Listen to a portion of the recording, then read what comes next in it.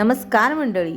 बाजारात मस्त अशा भरपूर पालेभाज्या येत आहेत. थंडीच्या दिवसात भरपूर अशा छान छान भाज्या येतात. तर आज मी तुमच्यासोबत शेअर करणार आहे मस्त अशी झटपट, अगदी सोपी आणि सिंपल करडीची भाजी. चला तर मग मंडळी, वेळ वाया न घालवता झटपट आपण ह्या सोप्या आणि मस्त अशा रेसिपीला सुरुवात करूया.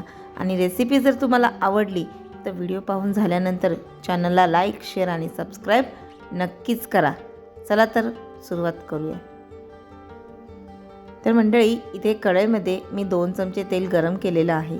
तेल छान तापवून घ्यायचं आहे. त्यामध्ये 10 ते 15 लसणाच्या पाकळ्या ठेचून घालायच्या आहेत.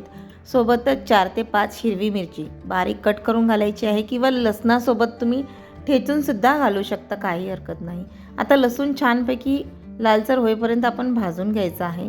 लसूण भाजून झाला की इथे मी एक करडीची भाजीची जुडी स्वच्छ धुवून कट करून घेतलेली आहे, निवडून.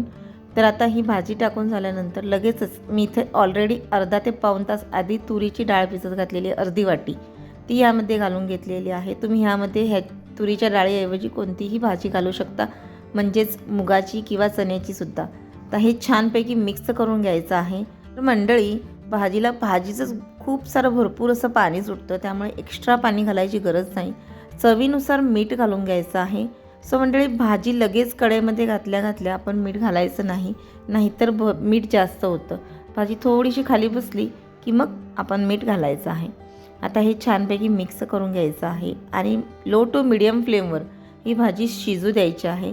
याने काय होईल, आपली तुरीची डाळ आहे ती अर्धकच्ची शिजली जाईल आणि अर्धकच्ची डाळ ह्या भाजीमध्ये खूप छान अशी अप्रतिम लागते. सो मंडळी, एकदा तुम्ही अशा पद्धतीने करडीची किंवा कोणतीही भाजी डाळ घालून ट्राय करून बघा, मस्तच लागते अर्धकच्ची डाळ खायला. आता हे पूर्णपणे पाणी आटलेलं आहे, तुम्ही बघू शकता. आता सर्वात शेवटी पुन्हा एकदा छानपैकी सगळं व्यवस्थितरित्या मिक्स करायचं आणि ज्वारीची किंवा बाजरीच्या भाकरीसोबत, म्हणजेच गरमागरम भाकरी आणि गरमागरम भाजी अप्रतिम बेत आहे मंडळी.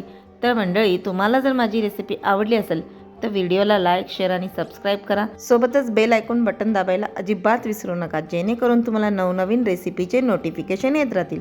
आणि हो मंडळी, रेसिपी कशी झाली ही मला कमेंट करून नक्कीच कळवा. रेसिपी सिंपल आहे पण टेस्टी आहे. एकदा नक्की ट्राय करा.